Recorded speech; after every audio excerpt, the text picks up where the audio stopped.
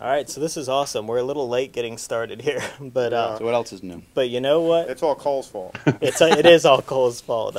We rushed at the It is my last fault. minute to get a guest speaker on here because we wanted to talk about the stuff that's been happening in Bloomsburg, Pennsylvania. Cole, we're lucky to have him here, and I'll pull him up on the Skype. And basically, what's going on is there's a flood down there, or up there, I guess I should say, and massive devastation. And the thing about it is that no one's really seeing what's going on there because their local newspaper is behind a paywall.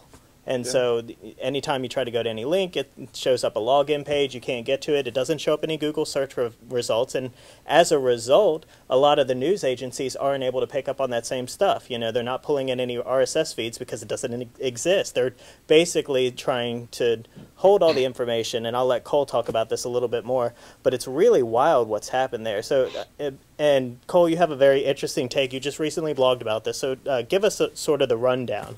And welcome, Cole. And welcome, yeah. Hey, well, thanks, guys. It's really, really great to be here. I love what you guys are doing with the show. It's really fantastic. It's really, I think, one of the coolest things that's going on right now in our field. So, you know, what's going on? So, I'm from Bloomsburg, right? I grew up there. I was spent, you know, the first 18 years of my life there, and actually did my master's degree at Bloomsburg University. So, you know, I love the town. My wife is from Bloomsburg as well. So, you know, it's not like it isn't really in our DNA. It's really a part of us in every single way. And we go back a lot. I mean, we go back a lot. We love the town, and we spend a lot of time there.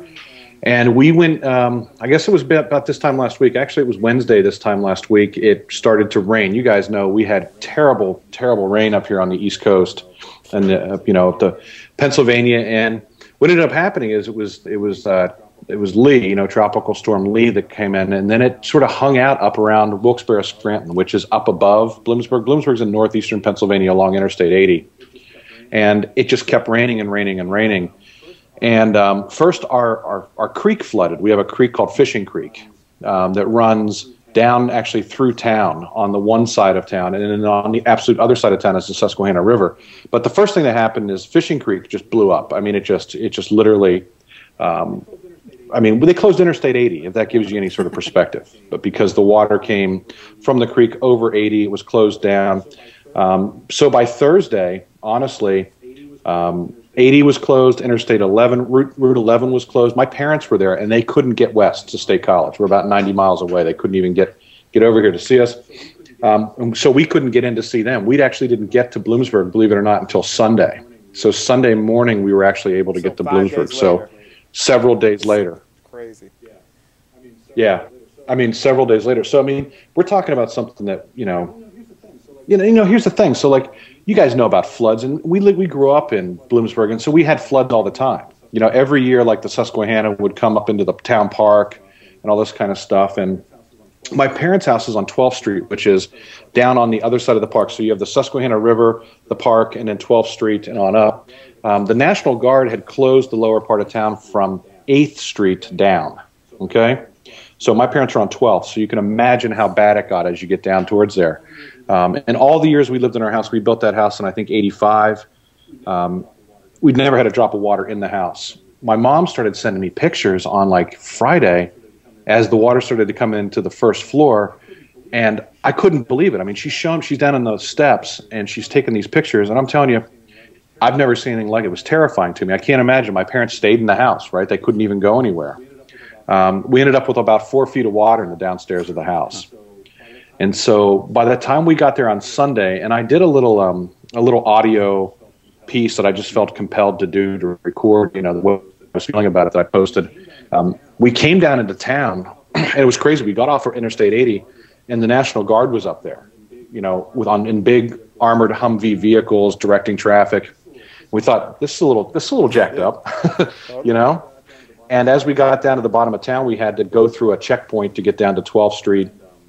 And I hate, we talked about it last night on DS 106 radio, and Andy, you were on. We were using the word war zone, and, you know, it's not a war zone because that minimizes what a war zone is. But I can't think of any other imagery that conjures up what we saw. I mean, it was really insane. I mean, we're talking about piles of trash on every corner. People, the entire contents of the first floor of their homes were everywhere. I mean, everywhere. I mean, I'm talking a third, maybe 40% of the town was underwater. Yeah, I'm pulling some of those pictures up from your Flickr set, in which as I recall, I think you said over 70,000 views on your Flickr photos so far. So I posted those on the 12th. I started posting those on the 12th, and since then I've gotten 106,500 views of those photos. I mean, you know, like, look, guys, I take pictures and post them on Flickr all the time, but I mean, maybe the most I've ever gotten in a day is 100. You know what I mean? Maybe 150 or something. To get 106,000 photos, that sort of happened right away. Like, I started to notice, like, right away, the day after, like the 12th, the 13th, I started to get all these views on Flickr, and I started to think, what the hell is going on here? Why are my pictures the ones that seem to be coming to the top? And then it sort of dawned on me that, you know, holy shit, there's no news. You know, there was literally no news of the flood. This reminds me a little. And so, like, my photos became a window into this experience for a lot of people. You know, Cole, I don't know if you're a big George Romero fan, but George Romero, like Night of the Living Dead, but even his other movie, The Crazies, took place out in the Pennsylvania countryside, and a lot of his movies is you're cut off and no one knows what's happening there. So how do we explain this complete news embargo and what to me seems almost like a conspiracy, like that video you shared recently of the documentary with that guy who's the messed up teeth who was talking about why people are leaving Bloomsburg or don't want to come back? What the hell is happening? Yeah. Well, you know, I don't know, but look, here's the thing, and I don't want to. I'm really trying. We're really trying to make sense of it. I got to tell you, like, I'm trying to remain really balanced about this because, you know, on one hand, I really want to press the issue really hard. But on the other hand, I have this, like, real deep concern and deep empathy and for the town and for the people of the town. So I'm really trying hard to, like, bring this issue to light, that the notion that our local newspaper doesn't produce, and I'm not talking about giving away news, guys. I'm not talking about, I understand a small town newspaper needs to be able to make money. I mean, you know, reporting costs money. Doing news in a professional way costs money. Distribution, whether it's digital or analog, costs money. There's no doubt about it. But the fact of the matter is that how in the hell can't they, in this time, at least provide, A, free access to the newspaper for, say, 3 weeks? You know, what the hell, 3 weeks? And B, why can't they continue to sell today's news and make yesterday's news a linkable, embeddable, whatever you want to say, archive that national news services could see as because it rises to the top on Google, and to get this information out? That to me is criminal. Now, whether or not it's intentional in a way to control the message within the community is something that I feel maybe be there. And, you know, this looking at this event, and then the way I grew up and remembering the way things were presented, using this as a lens to look at that, I'm beginning to think that there is something to that notion that there's a control element here with information in the town. And maybe that there is something that where they're trying to think about, well, they've always had a bias against the university, for example. So Bloomsburg had a university. My parents were faculty there. But Bloomsburg is, by and large, what I would consider, you know, a blue-collar town. You know, we have the McGee Ryder carpet plant there. We had Bloomsburg Mills. It was a textile town. And there's always been a big divide between the university community and the community in general. Terrible town and gown. Like, there's no real relationship there. And I think that in some ways the paper has perpetuated that. And the readership is fed sort of a line. I mean, guys, every year they publish the salaries of the faculty, staff, and the teachers in the local public schools, and it creates such animosity in the town towards educators. So there's always been a little bit of that. You know what I mean? But I am trying to balance that a little bit. How has the other media covered? Is there other media in Bloomsburg, or you know, kind of a regional affiliate? And or how are you it? how have other people covered that? We've had some coverage by a station up in Wilkes-Barre called WNEP, which is a television station. They've done some good reporting. To the Press Enterprise's credit, they do have a Facebook page that's open. You don't have to have a membership or anything to get it. You can actually see it, but it's mostly been quick burst updates. and then teasers, like tomorrow's paper, and then you're supposed to go buy the goddamn paper, right? And that's what I wrote today. It's like, the people in the town keep saying to me, on Facebook especially, because there's been this group that's been formed, sort of a resource for people that are from Bloomsburg that still live there or may not be there, on how to get aid to the town, how to, where's drop-off stuff. And it's a huge community, 3,000 people maybe. And you have the people that are from Bloomsburg saying there's not an information problem, right? But I think that there's an issue with that, and that is because if you're not there, you don't understand. Like you guys can look at my pictures and stuff, and you say, shit, that's really jacked up. But at the end of the day, unless you stand on a street that you rode your bike on as a kid and saw that the house that was there 2 weeks ago is now gone,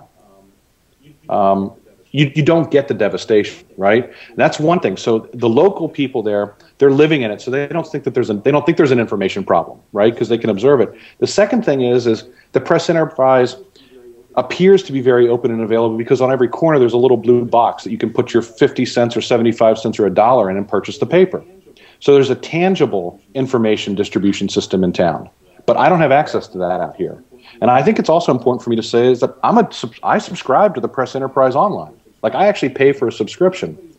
And everybody's been accusing me of, saying, look, all you want is the paper to be free. Stop with the gimmies. We're done with handouts. You're just like all these other people on the dole. No, I don't want a free paper. For Christ's sakes, I want the paper to thrive. What I want them to do is allow their news to be pushed into research databases so university libraries can have access to the content, so scholars and historians can actually look at this stuff.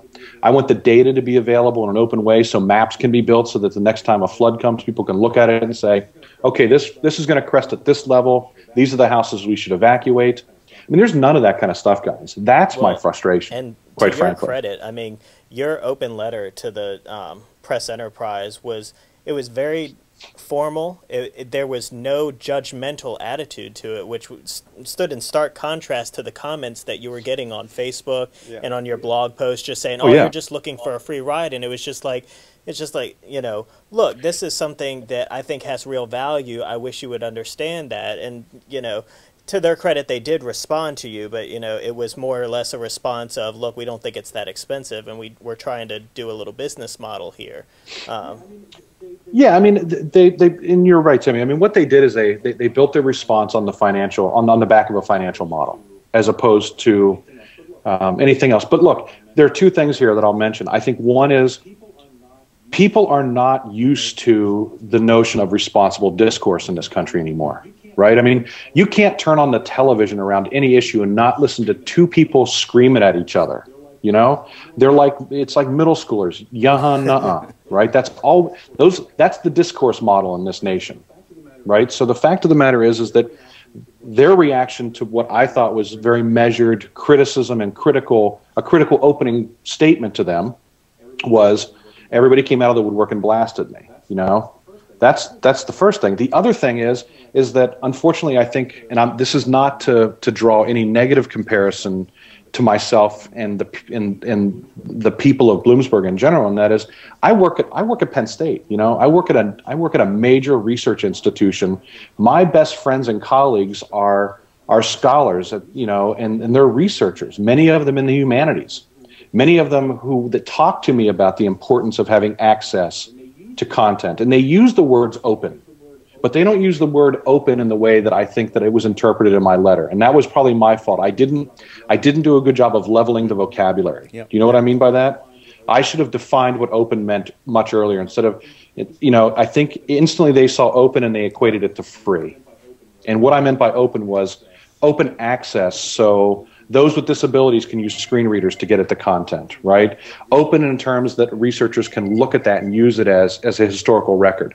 Those are the kinds of things that I was talking about. So, it is what it is. But here we are. We're on this side of it now. And now we're trying to figure out how do we make a difference in getting the information out there. One of the things, Cole, that I thought was interesting is that on your blog, I've been following the conversation there as well. And, you have a few people who have commented now who are interested in documenting it further, maybe even doing a documentary about this. And I think it's an interesting kind of possibility, given you're close enough, possibly, and you probably have the resources from Penn State to get some people in there and actually look at this as a not necessarily look how bad the flood was, but look at like what might something like this open up about a particular town, and a town you have very close ties with. I mean, what an interesting kind of, you know, I know devastation is always devastation and it's horrific, and you have lost family, property, and places you grew up in, but an opportunity to make sense of some of this and to document it.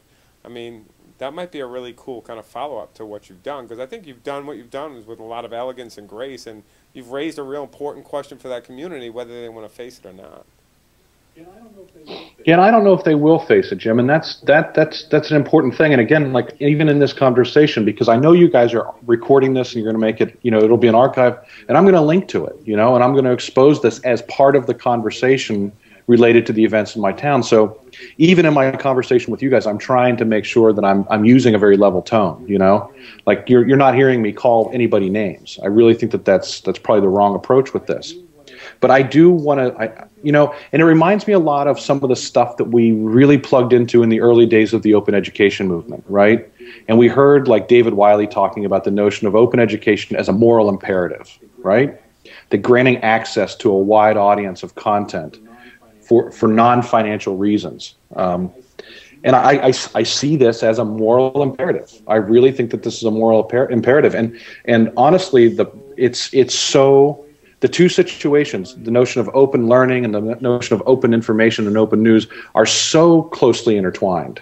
And this has really captured sort of an interesting place in my mind, in my mind, and that is, yeah, I'm very emotionally attached to this, right? Because it is my hometown, and I saw things there that I never dreamed I would see. I mean, this is not a coastal city, right? Like we don't have hurricanes, we don't have situations like this where I'm from.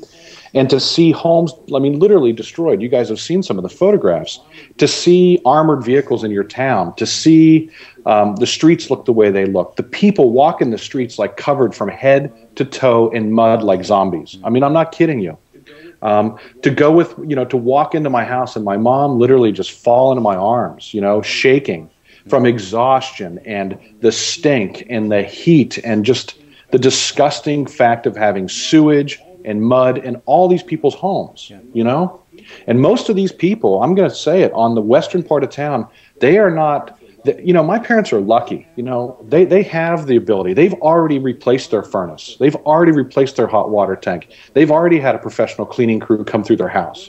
They have the wherewithal. My dad's probably spent $20,000 in the last couple of days just getting to the point where they don't have any walls in their basement, but there's not shit in there anymore, you know? The people in this community don't have, there's no disposable income.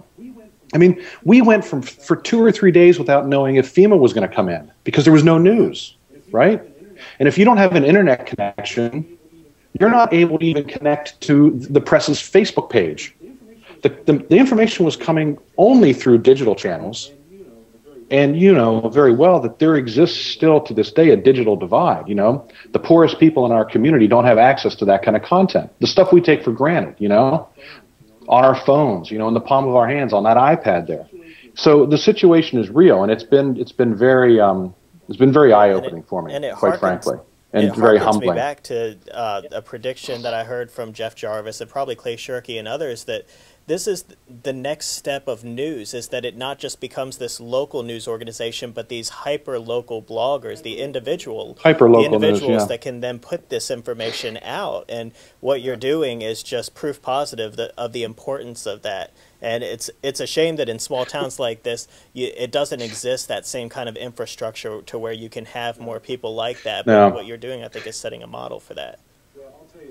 Well, I'll tell you, it's an epidemic in small towns all across Pennsylvania. One of my colleagues, Alyssa Cahoy, who's a research librarian in our university libraries here, and I don't know if you guys saw this, I linked to it in my today's post, wrote a blog post about what's, you know, the problem with local news. And she actually has done the research about what Darcy coined as cones of silence, right? The fact that these towns are essentially cones of silence.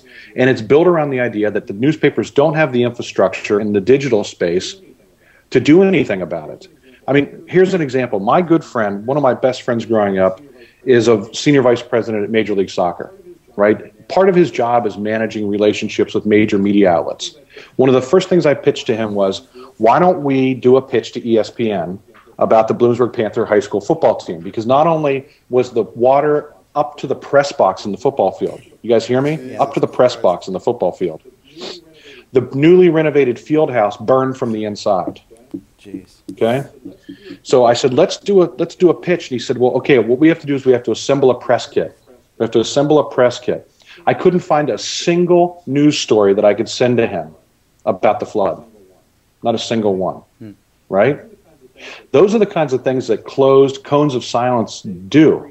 They create, I think they create heroes locally, because those people who actually do anything end up looking like they're gods, because there's no comparison to what real help looks like from the outside.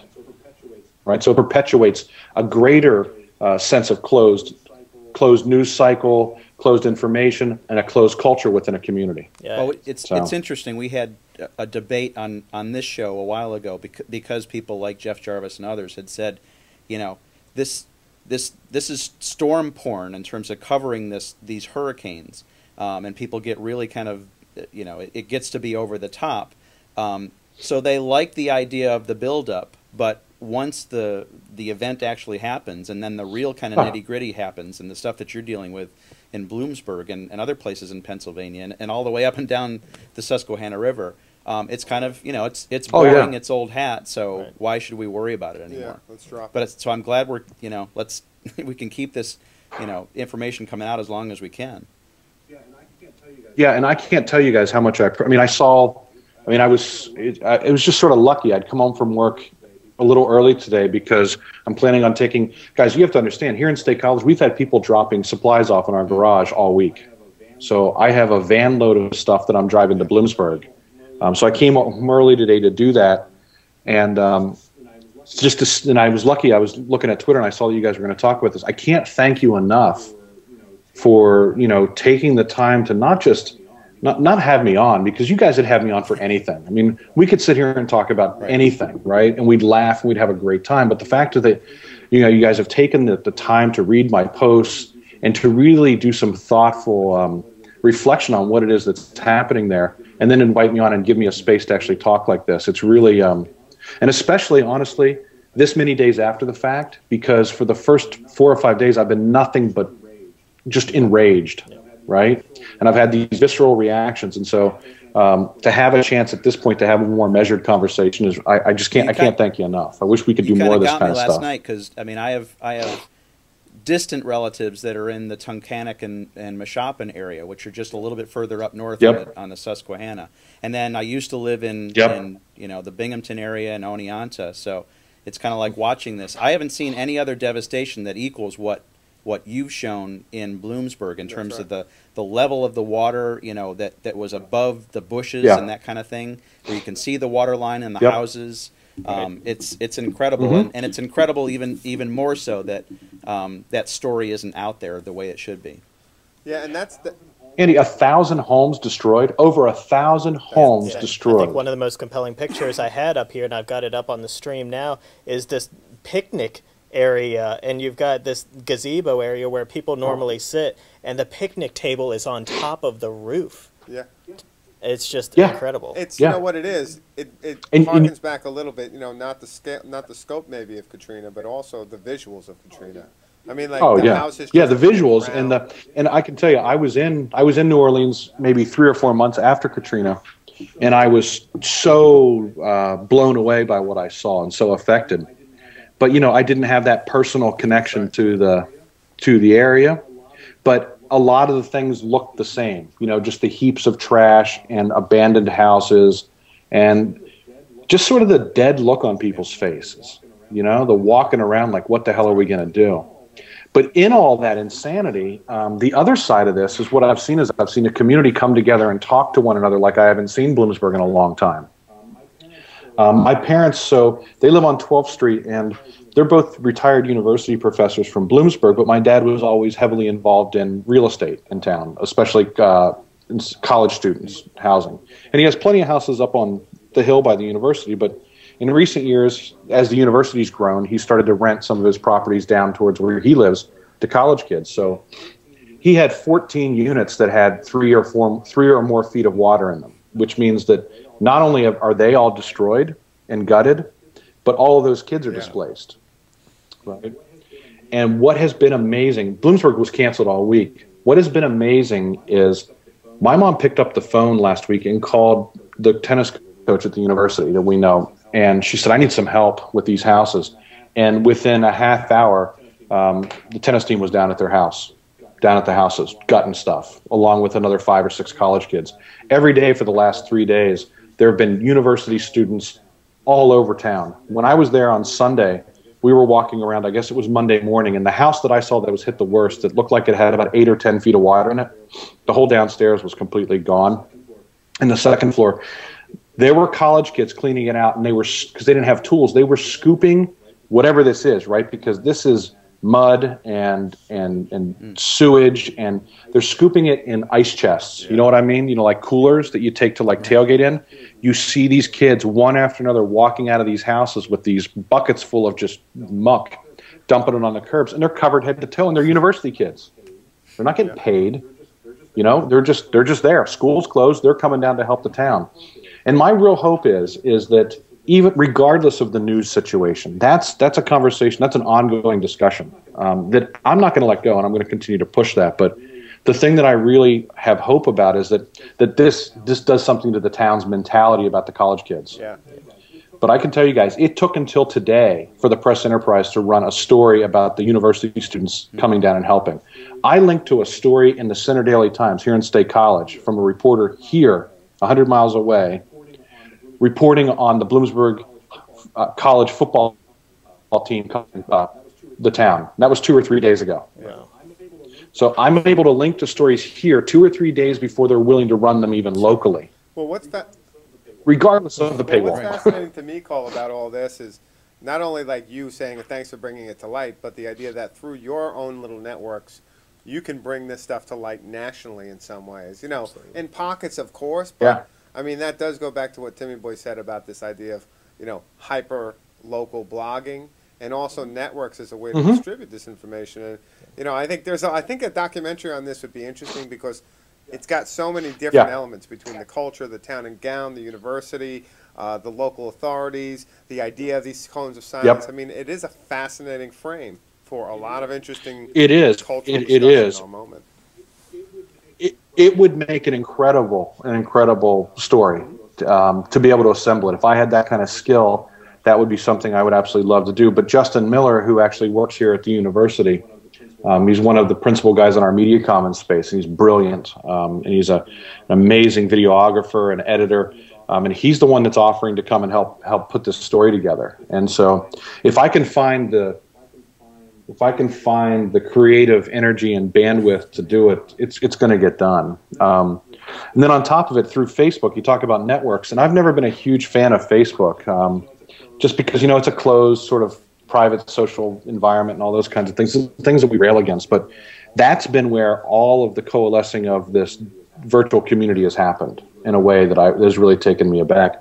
In a lot of ways, like on a much smaller scale, the things that we've read about through, you know, like what happened in Iran and in Egypt and so on, right? You know, the way people were able to use social media to rally, and to watch that's been really really amazing. And through that, I've connected with 2 teachers at the local high school, the 2 social studies and civics teacher, and I'm going to work with them on providing infrastructure for a new oral patchwork project that we're going to talk about putting together, where they're going to integrate flood stories in with their curriculum throughout the year and start to send their students out into the community to collect these stories, because I think it's going to be, honestly, guys, it's going to be the only public record of this event will come through citizen journalism. Let me ask you one final question, Cole, before we let you go, or unless anyone else has more. Let me ask you, do you find that when you talk about using Facebook as a rallying point, that the actual community itself is divided between those who are outraged at the kind of, you know, blackout around the news and around the information and around kind of outside access, and another community or another part of that community who's like, what are you talking about? Everything's fine.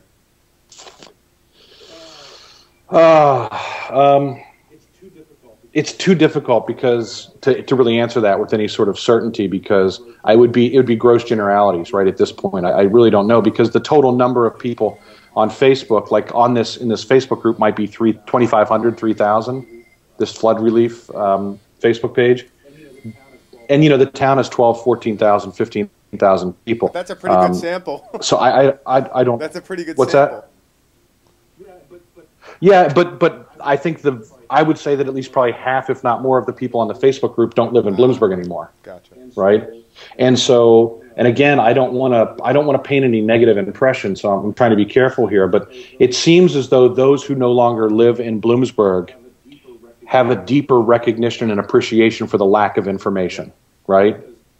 Because they're not able to tune into WNEP channel 16 and watch, you know, the 6 o'clock news and the 2-minute soundbite. They can't do that, right? They can't pick up the local press enterprise and see it. I mean, you're not seeing it. You run it. I mean, I got the search up here right now, and you know, there's nothing. You know, there's really nothing. There's nothing on the public internet about this event. And you know, to Andy's point, up and down the river, I think this is the case. Yeah. You know, and that to me is, again, I think it's criminal. So were you alive during Agnes? I was born in 1972. Yep. So we moved to Bloomsburg then. So I was born in Danville, which is right down the street. We lived in a community called Wonderview, which was actually on the other side of the bridge. On the other side of the Susquehanna River, and the bridge was closed, so like we were completely cut off from, you know, the other side of the river. So, but you know, my parents talk about it. My parents talk about it. So I wonder what the old. But even during Agnes, the water didn't come anywhere near where my parents' house is. Well, Cole, thank you so much for being here with us and talking with us. I really think that, you know, it's really important what you're doing. And I'm glad that you were able to take the time out to talk to us about it. And I'm glad that, as you said, this episode will be just one of many records of what's going on with all of this. So I think it's really important. Yeah, because trust me, guys, this is making it into the Bloomsburg flood of 2011 archive because I think that, guys, I think that maybe there's a moment in time here, and Jim, I think you've alluded to this, is that there's a moment in time here where maybe this is a trigger point to begin to really deeply investigate this notion of cones of silence, right? The event is tragic in and of itself, but the subtext, as you mentioned in your comment to me, is one of a lack of information sharing, and I think that there's something deeper to all of this, and it's just going to take a little more time for me to work through unpacking it and talking to some more people about what their feelings are around this whole thing. So I think that this, while it's a traumatic and terrible event, maybe there's some positive that will flow out of this downstream, so to speak. Starting the conversation, Cole, and we appreciate you coming on today. And it was an awesome show because what you're talking about is real things happening to real people. Yeah. So thank you. Yeah, and we're using the stuff that we love, man. You know, that's what's made it so easy. And you know, everybody looks at me and, you know, on the Facebook page, they're like, why don't you pick up a shovel and come down here and do this? Well, you know, I did that the other day, but I'm not barking at these people and saying, why don't you learn how to use the freaking social web to draw awareness to this stuff? I mean, I think we all do what we can do. You know, I think that that's an important thing to think about here is that, you know, if you have skills, you know, I mean, I don't want to sound corny, but it really takes a village. It takes a community of people to be able to bring these things to light and to change things. You know, some people are really good at cutting drywall, right. You know. I'm good at getting 110,000 views on some pictures, you know? So I think we're just all doing what we can do, and I'm just thrilled that the things that I've spent the last 10 years of my life researching and learning about are paying dividends in a real, like you say, in a real tangible thing affecting real people. So I appreciate the time that you gave me, and I hope it hasn't been too much of a downer or anything, guys. It's all good. We're proud to know you, and good luck to everybody up there. Keep up the fight. Absolutely. I'll be in Bloomsburg either tonight or tomorrow, and I'll taking some more pictures, and I'm sure I'll be writing more, and I'm going to try to collect some stories from some people and get this thing rolling. So I'll share it. I'm sure you guys will see it out there on the web, and so take care of yourselves, you guys. And Jim, I will see you on Monday in State College, my friend. Send everyone there our regards from the Cuddle Couch. I will. You guys take care of yourselves, okay? Thanks again. Thanks, Cole. Bye. See you guys. And see you, everybody. Take care. Bye-bye. DTLT Today.